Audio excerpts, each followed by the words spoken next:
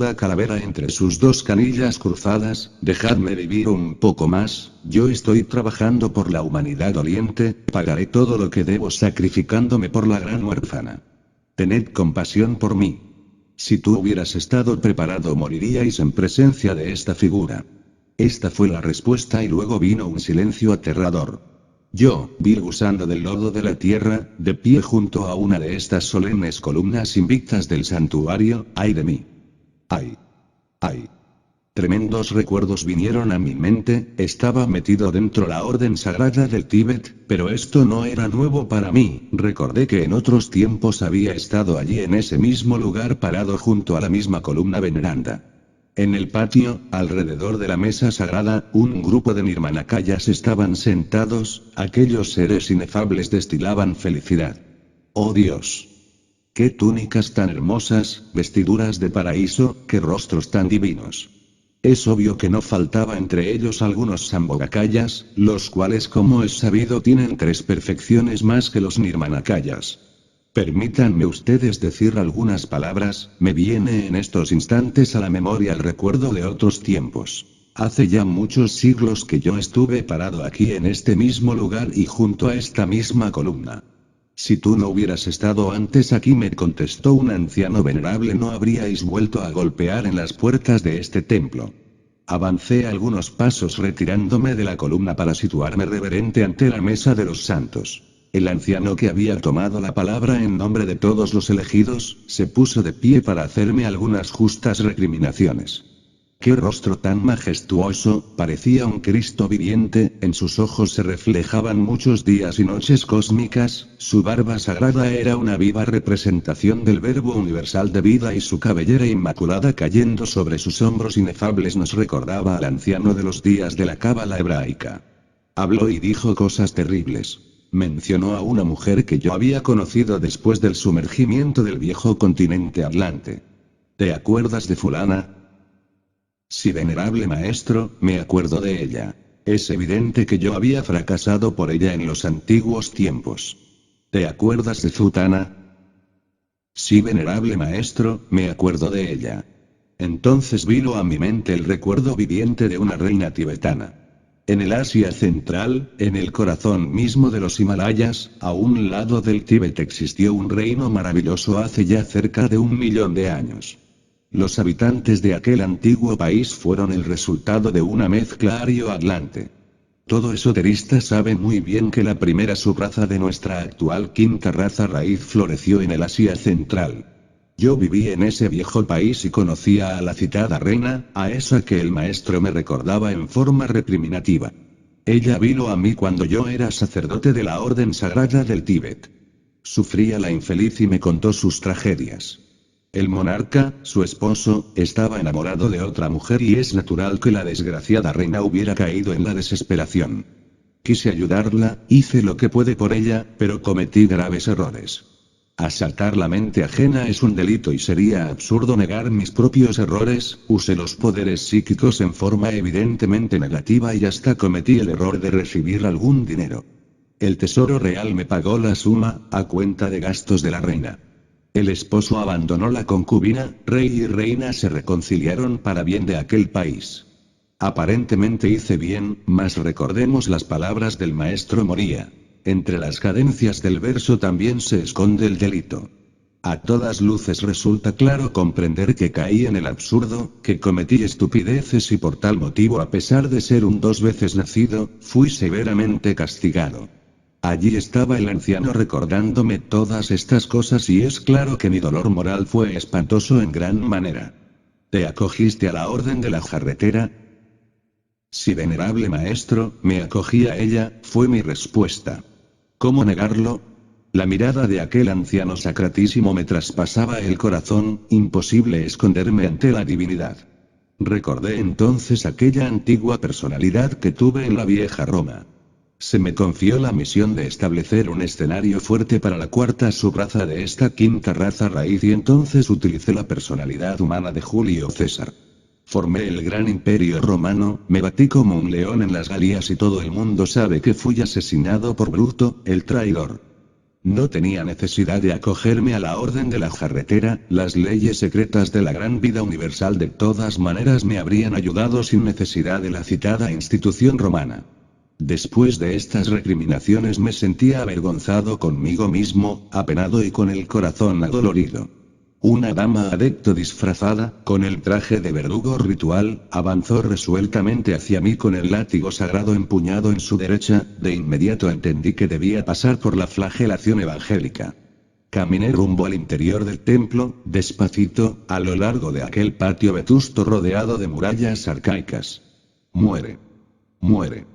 Muere», exclamó la dama a tiempo que me azotaba en verdad con el látigo sagrado.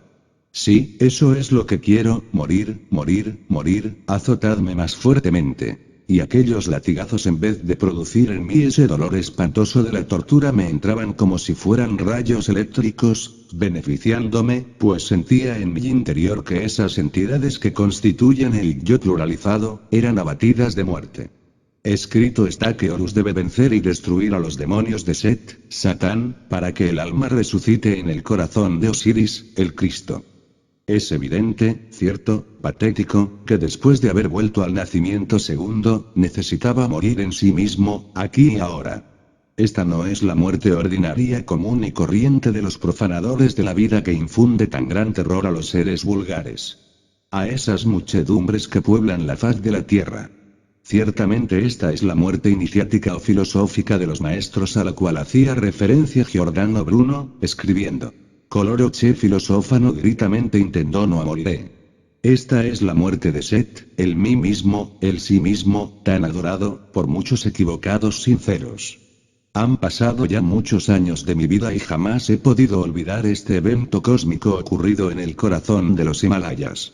Hoy estoy muerto, trabajé intensamente con ayuda de mi serpiente sagrada, los demonios rojos han sido derrotados. Grande fue la lucha, pero logré la muerte iniciática. El camino es más amargo que la hiel. Muchos son los llamados y pocos los escogidos. El sendero de la vida está formado con las huellas de los cascos del caballo de la muerte.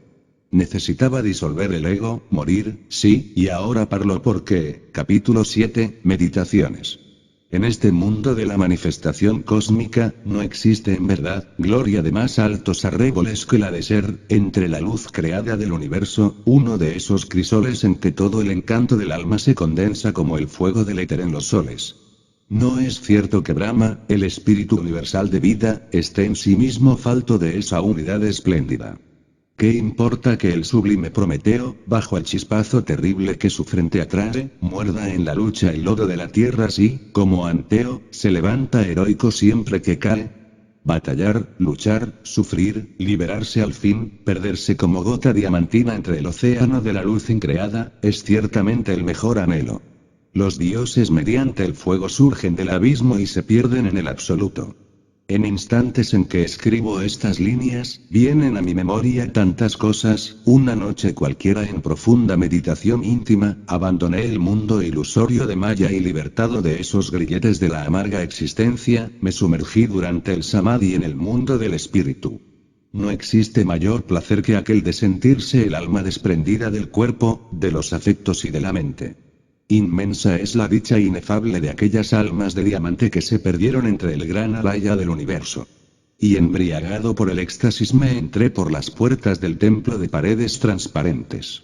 Y con el ojo abierto de Dhamma, con esa visión espiritual del adepto Ojivanmukta, miré hacia abajo, en lo profundo, y vi entonces en el fondo del abismo de la mente océano de la mente cósmica, precipicio, despeñadero, profundidad que espanta a muchos seres queridos que sufren.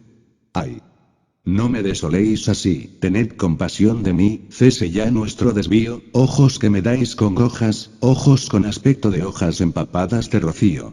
Y esas sombras se dilataban melancólicas y extrañas, asumiendo misteriosas trazas de humareda que apaga tintas de llama.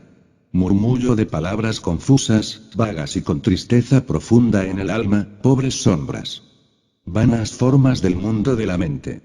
Así como el mar furioso azota inclemente con sus olas a la playa, así también del mundo de la mente, del mar del entendimiento, surgían olas que inútilmente intentaban desesperadas azotar el umbral del templo de paredes transparentes. Litelantes, la dama adecto, exclamó indignada. Esas mujeres molestan mucho, intentan llegar hasta aquí y desenvainó su espada flamígera, yo lo mismo. Estas espadas se revolvieron por un instante amenazadoras, lanzando por doquiera fuego devorador. Y aquellas sombras vanas de la mente universal, aterrorizadas, se perdieron entre el espantoso abismo de Maya. En ausencia del cuerpo, de los afectos y de la mente, venimos a experimentar en forma directa eso que es la verdad. Aquellas pobres sombras, egos, del samsara o tierra de las amarguras, ciertamente son un compuesto doloroso de pensamiento, sentimiento y deseo que al concentrarse en tal o cual dirección se convierte de hecho en algo parecido a voluntad. Qué distintos resultan los seres inefables, ellos son fuertes vivientes, criaturas solares, llamas ardientes. En los señores de la llama no existe esa tristeza profunda del alma, esos ojos con aspecto de hojas llenas de lágrimas. Los fuegos inteligentes de la aurora de toda creación, están saturados de felicidad. Esos seres de oro, esos inefables no son las dolorosas sombras de la mente, en ellos resplandece la sabiduría, el amor y el poder. Estos son los ahí misteriosos y terriblemente divinos que moran más allá de la mente y de las sombras que lloran. En la noche cósmica profunda, antes de que el corazón del sistema solar comenzara a palpitar intensamente, la mente universal no existía, pues no había ahí para contenerla. Esos ahí, misteriosos y terriblemente divinos, constituyen el ejército de la voz, el verbo, la gran palabra, las huestes de seres espirituales, tan distintos, tan diferentes a las sombras de la mente que lloran. Resulta a todas luces ostensible, palpable, claro, que estos seres dichosos, que estas llamas bienaventuradas surgen de entre el seno del absoluto en el amanecer de la vida, para dar y establecer leyes en el laboratorio viviente de la naturaleza. Al finalizar el día, la gran edad, estos inefables dejan de existir y vienen a ser perdiéndose entre la inconcebible dicha inagotable del profundo espacio abstracto absoluto. La mente en sí misma y todas sus sombras vanas e ilusorias, dejan de existir realmente cuando finaliza el día cósmico. Bien lo saben los dioses que, entre el seno de la luz increada, la mente se disuelve como pompa de jabón. En aquello que no tiene nombre la existencia de la mente es imposible, aunque sus latencias permitan adivinar una remota posibilidad para el futuro. En el anochecer del universo que centellea en el infinito, los Elohim deben romper todo grillete que en una u otra forma les ate a la existencia y liberarse radicalmente de todo eso que se llama mente, voluntad y conciencia. Capítulo 8, Evolución e Involución. En los antiguos tiempos, Anaxímenes de Mileto el gran sabio, enfatizó la idea de que el número de mundos habitables es infinito. Entonces insinuó aquel filósofo, que la vida que vibra y palpita sobre la faz de la Tierra, se originó en limo o fango oceánico y que luego, poco a poco, con el devenir de los incontables siglos, se fue adaptando al medio ambiente. Anaxímenes pensaba muy seriamente que todas las especies vivientes, incluyendo el animal intelectual equivocadamente llamado hombre, descienden de arcaicos seres oceánicos. Epicuro creyó en la generación espontánea y sus ideas repercutieron intensamente en el ambiente intelectual de los siglos XVII y XVIII, sobra decir que Newton y Harvey aceptaron esta teoría. Juan Bautista Elmont creyó que la clave de la vida residía exclusivamente en la fermentación y hasta se dio el lujo de proponer métodos para la generación de escorpiones y otros seres vivos. Lo más chistoso de aquel sabio fue su famosa receta para crear o generar ratones. Si se estruja una camisa sucia a través de la boca de un tarro que contenga algunos granos de trigo, la fermentación que exuda la camisa sucia, alterada por el olor de los granos de trigo, da lugar, al cabo de 21 días a la transformación del trigo en ratones. Es obvio, que tal receta resulta siendo en el fondo 100% espantosamente ridícula. En el año de 1765 el mundo intelectual en los Países Bajos, fue agitado por tremendas discusiones que giraban alrededor de las bacterias y protozoarios. Para muchos, tales organismos microscópicos, se desarrollaban en forma natural y espontánea, aunque Leeuwenhoek sospechaba que provenían del aire. Entretanto, Buffon, el muy famoso naturalista francés, a quien debemos la teoría muy discutible de la colisión, con la cual muchos han intentado explicar el origen del sistema solar de Ors, en el cual vivimos todos nosotros, dio una habilidosa explicación científica al tema inquietante de la generación espontánea.